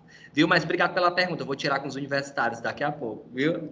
Vocês veem, né, gente? Como tudo é um aprendizado. A gente, às vezes, não sabe de tudo e muitas vezes a gente tem que pedir ajuda mesmo. E é por isso que eu gosto quando vocês me ligam. Quando vocês me ligam, a gente discute, aprende. E quando eu não sei, eu pergunto a quem sabe que tem mais propriedade. Tá bom? Vamos lá, gente. Na hepatite B, na fase aguda, o tratamento é basicamente suporte. A gente vai iniciar algum antirretroviral, alguma medicação que geralmente a gente utiliza em monoterapia, o tenofovir, em situações mais graves, como coagulopatia, uma hepatite fulminante, uma icterícia prolongada, e aí, nesses casos, a gente pode utilizar alguma medicação. Mas não sendo, é basicamente suporte. O que é suporte, pessoal? Tá com febre, dá antitérmico. Tá desidratado, hidrata, né? Tá com dor abdominal, dá remédio para dor abdominal. É suporte, tá bom? Pessoal, a hepatite C, ela, diferentemente da hepatite B, como eu disse a vocês, ela é um vírus de RNA, tá? Então, hepatite B, DNA, hepatite C é um vírus de RNA. E como eu disse a vocês, ela é muito mais silenciosa do que a B, porque também não demonstra sintomas, ou os sintomas são muito inespecíficos, assim que a pessoa se contamina, tá? E por ela ser silenciosa, as pessoas, elas só vão perceber o vírus quando já se tem alguma alteração, né? Eu já tive uma paciente que eu notei que eu suspeitei, na verdade, que ela tinha hepatite C porque ela estava com no ultrassom abdominal, aqueles exames de rotina, ela estava com esteatose moderada, esteatose hepática, né, aquela gordura no fígado, né? E eu não sei se vocês sabem, mas esteatose, ela pode evoluir para uma cirrose, né? A inflamação é tão grande que pode causar uma cirrose, tá bom? E aí, quando eu fui fazer os testes sorológicos, ela tinha HCV e eu encaminhei ela para o São José, que ela não tinha plano, né, para fazer atendimento particular. Tá bom? Bom, pessoal, aqui mesmo é só para mostrar uma figurinha a vocês, mostrar como é que o vírus entra, que eu não vou me ater muito. Ele utiliza todo o maquinário da célula para produzir os seus próprios proteínas, todo o seu material, tá certo? E aí o diagnóstico a gente vai fazer com anti-HCV e a carga viral, tá, pessoal? É importante que vocês saibam, porque o diagnóstico, geralmente, a gente de triagem, né? Se um paciente chega para você e diz assim, eu quero fazer teste sorológico aí, testa aí meu check-up, doutor. A gente sempre pede um anti-HCV, né? Mas se o anti-HCV ele der positivo, eu tenho que saber a carga viral dele, né? Então, aí eu vou ter que solicitar a carga viral desse paciente para saber se de fato ele está contaminado ou não, né? Diferentemente da hepatite B, pessoal, a hepatite C é uma pequena minoria, se não me engano são 10%, 12% das pessoas que se contaminam com o vírus da hepatite C, o próprio organismo consegue combater. Então, imagina, a grande maioria se torna aí crônica, tá bom? Vamos lá, eu deixo esse algoritmo, que eu sei que é um algoritmo antigo, só para reforçar com vocês a história do blot, do HCV, que a gente não faz mais, tá bom? Mas é bem simples o algoritmo. O HCV deu positivo ou indeterminado na doação, aquele doador vem, a gente repete, e aí, na repetição, se o anti-HCV e o NAT forem negativos, a gente libera ele para doação. Se o anti-HCV for negativo e o NAT positivo, eu estou vendo o vírus. Então, eu bloqueio aquele doador e encaminho ele para avaliação.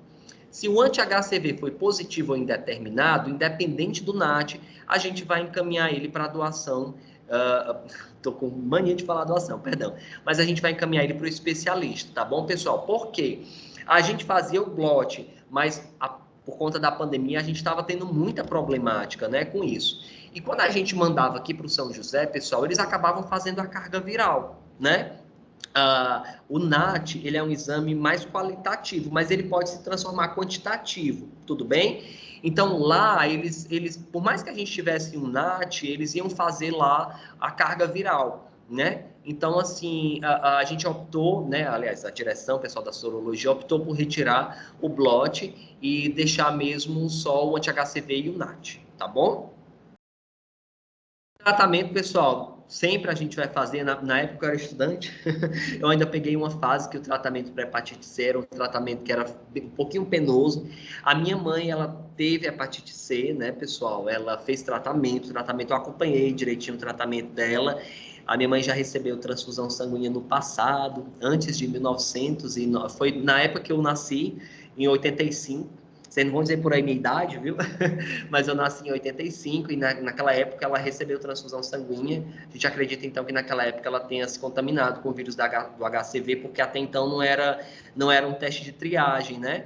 E aí eu acompanhei, ela fazia medicação, a medicação era injetável, né? Tinha muita reação, ela ficou muito magra, ela teve problemas no humor, né? Então ela tomou antidepressivo, queda de cabelo, mas ficou tudo bem depois que acabou, graças a Deus, ela já recebeu alta, tá bem, tá ótima.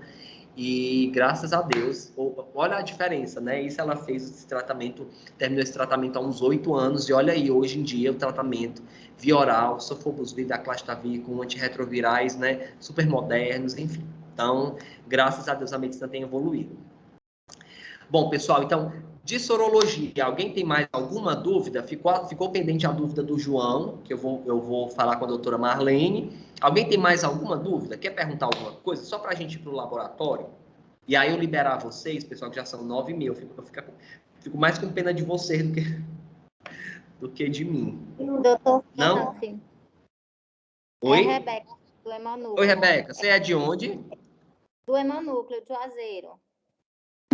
Oi, tudo bom? Cadê Maiara? Tá por aí? Eu só vejo a Tá. Maiara nas fotos do Instagram, meu povo. Quando tem qualquer evento aí no Hemonúcleo de Juazeiro, tá lá, a Maiara no Instagram. É, bombando. Diga Vai lá. ficar gravado? Tá, sim, sim. Todas essas aulas estão sendo gravadas, tá bom, pessoal?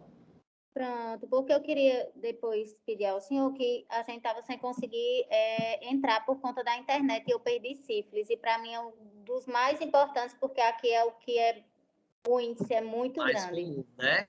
Tá bom, tá certo. Tá certo. Então, vamos fazer assim, se você quiser, daqui a pouco eu ligo para você e explico, tá bom? Ai, ótimo. Pois muito Eu? obrigada. De nada. Vamos lá, gente. Então, vamos falar sobre a PAI, a pesquisa de anticorpos irregulares, né? Perdão. Que é um exame que a gente é obrigatório, né? A portaria do Ministério da Saúde nos obriga a fazer esse exame a cada doação daquele doador, né? Então, a pesquisa de anticorpos irregulares, pessoal, é uma pesquisa que a gente faz para saber se tem anticorpos contra antígenos das hemácias que não os antígenos do sistema B0, tá certo? Então, assim, qualquer outro anticorpo que tenha sido gerado contra qualquer outro antígeno da hemácia que não seja do sistema B0, a gente considera um anticorpo irregular. E aí a gente tem que, obrigatoriamente, pessoal, saber que anticorpo é esse. Tá? Pode até ser um não identificado, mas a gente tem que saber, tá bom? Por que é que isso é importante, pessoal? Porque essa pessoa que tem esse anticorpo, esse anticorpo, se a gente... e o anticorpo está no plasma, né, pessoal? Está no plasma. O plasma é a parte líquida do sangue.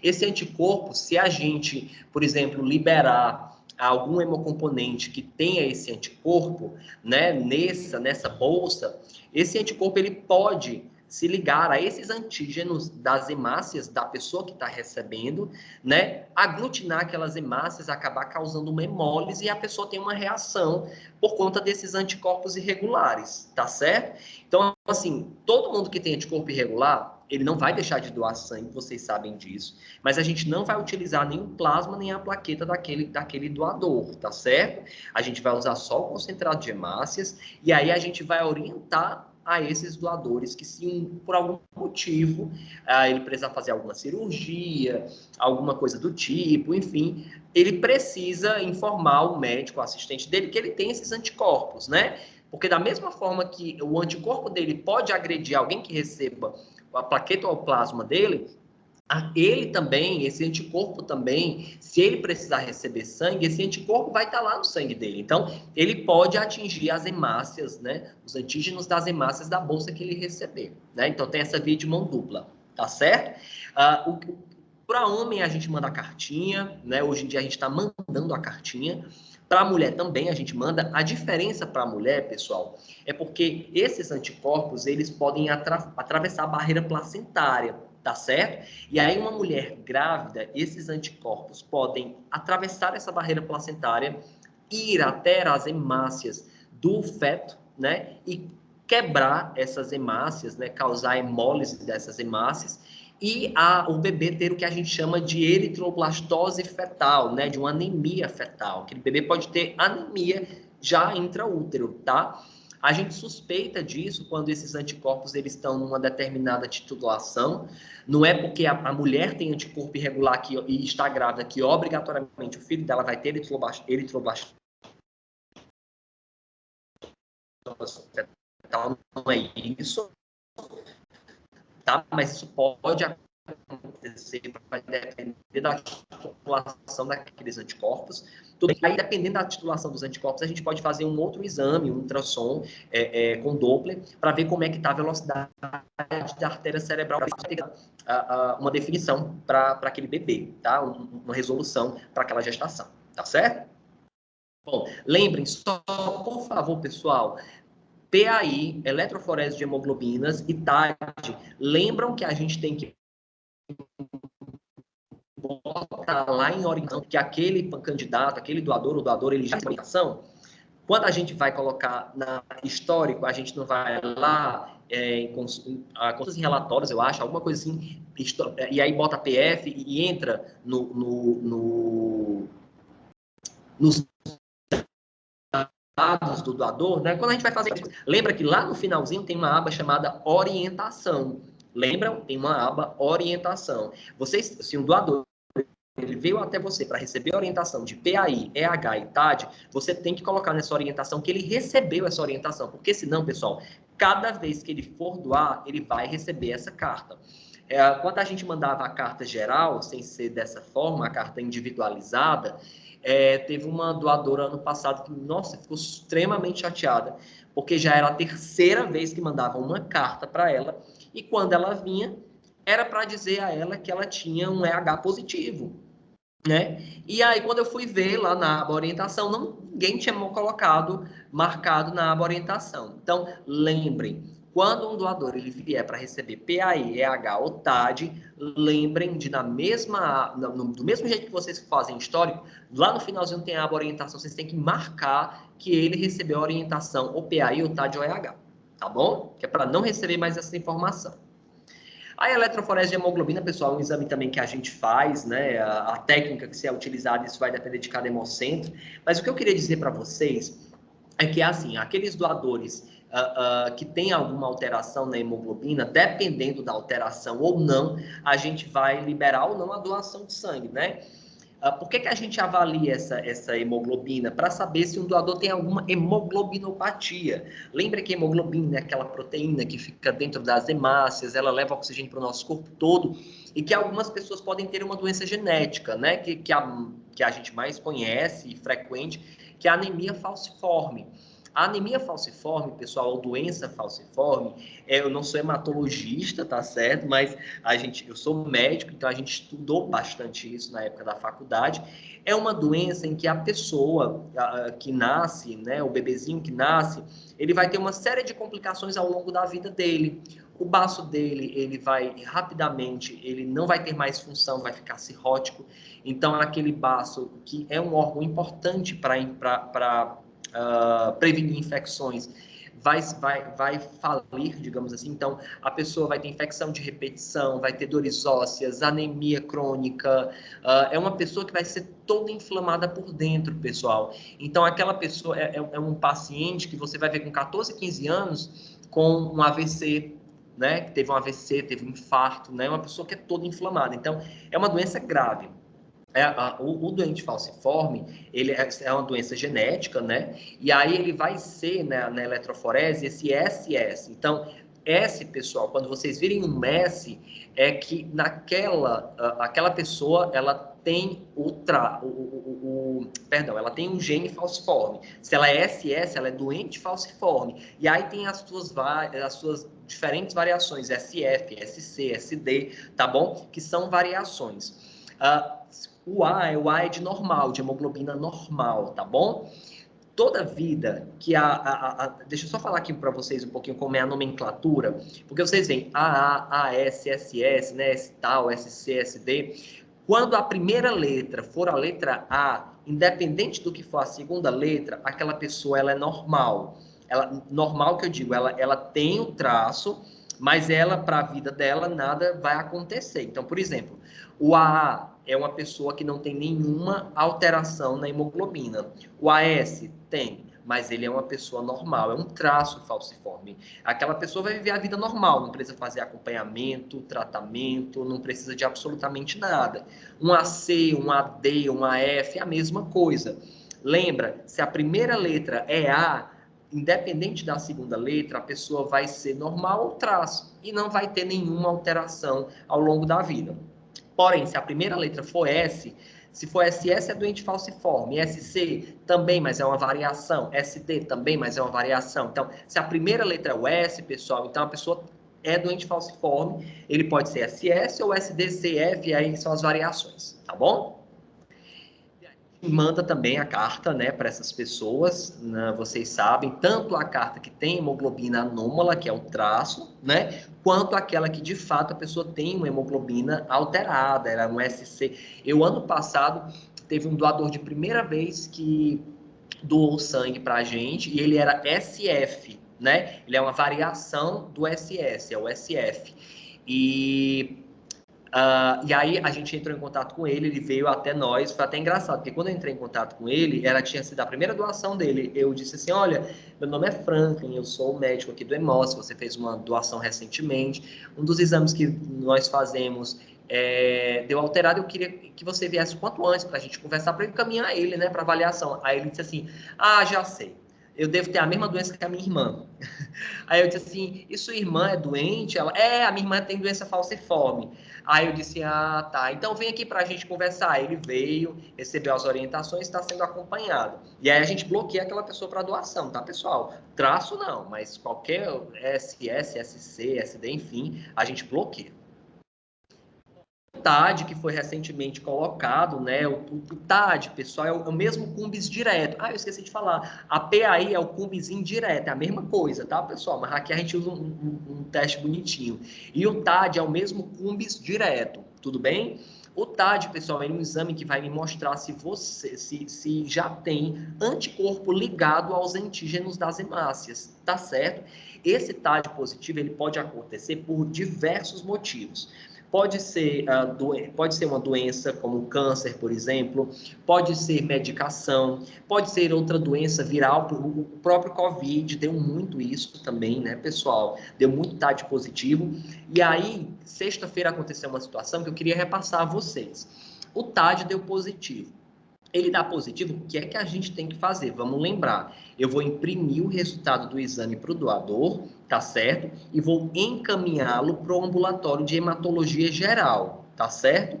No ambulatório, geralmente o médico, o hematologista, ele vai solicitar hemograma com reticulócitos, bilirrubina total e frações e o LDH. Esses exames são justamente para ver se a célula está morrendo, se a hemácia está morrendo, né? Se está tendo atividade lítica da hemácia. Então, dependendo da situação, como eu disse a vocês, tem tantos casos, né? Aliás, tem tantas causas para o TAD dar positivo, que dependendo da situação, a gente pode liberar ou não aquele candidato à doação de sangue novamente. Sexta-feira o pessoal me ligou, foi de Sobral, né? Não sei se a Andresa está aí. E aí ela me ligou porque uma doadora já tinha sido orientada, tinha ido para o médico fez os exames, estavam todos ok. E aí, perguntando... Só que, assim, eu sempre peço para que o doador, ele traga por escrito um encaminhamento do médico, né? Uma explicação. Olha, o paciente tal fez exames tais e não foi diagnosticado nada, está apto a doar sangue. Isso é importante para a gente, né, gente? Para isso não ficar de boca, né? Eu acho que colocar assim em histórico, a paciente disse que é bom a gente ter um respaldo. Então, com o médico, o hematologista mandando esse encaminhamento, dando tudo ok, a gente libera aquele candidato para doar sangue normalmente, tá bom? Tá certo? Aí a gente também manda a cartinha do TAD, né? Eles já... a gente não tem muito TAD positivo, pelo menos não retorna tanto para mim, mas eles ficam um pouquinho apreensivos, porque eles veem que tem várias coisas que podem, várias causas, né, para esse exame dar positivo, eles ficam um pouquinho apreensivos. Bom, mas no mais é isso. Pessoal, desculpem, foi muito extensa a nossa aula, né, 9h40, eu peço desculpas, mas é uma aula muito importante, eu quis esmiuçar, continuar esmiuçando esse tema, porque eu sei que é um tema que gera ainda muitas dúvidas. Vocês estão me vendo? Pronto, que geram ainda muitas dúvidas. É um tema bastante complexo, às vezes a gente não entende muito bem tudo. Peço desculpas aí. Se alguém tiver mais alguma dúvida, entre em contato comigo, me liga. João, não esqueci a sua dúvida, eu vou falar aqui com a doutora Marlene, tá bom? Para a gente conversar e ver para a gente tentar encontrar uma resposta para essa tua dúvida, tá? E aí eu peço desculpas por alguma coisa, agradeço imensamente a participação de vocês. A gente teve muita participação ao longo desses meses, né? A gente começou lá em junho, pessoal. Agora a gente já está em agosto, finalzinho de agosto. Passou rápido agosto, né, meu povo? Pelo amor de Deus. Agosto é um mês de desgosto, né? Mas já passou rápido, graças a Deus. E eu queria agradecer a participação de vocês, né? Pedir desculpas por alguma coisa. Eu quem estava organizando aí essas aulas do PAT, né? Agradecer a Michele, a Carol, agradecer a Fran também da Central da Triagem que participaram aí desse treinamento. Esse treinamento, como eu disse a vocês, vai ficar gravado. A gente já foi criada a plataforma do IPH, tá muito bacana. Essa semana eu vou sentar com o professor responsável pela colocação dos vídeos e tudo, e aí eu dou um retorno a vocês. Mas muito obrigado, desculpem algo. E eu espero que vocês tenham gostado. Sabe meu telefone, meu e-mail, qualquer coisa, é só entrar em contato comigo, tá bom? Pessoal, pois um abraço a todo mundo, boa semana e a gente vai se falando, tá certo? Tchau, tchau.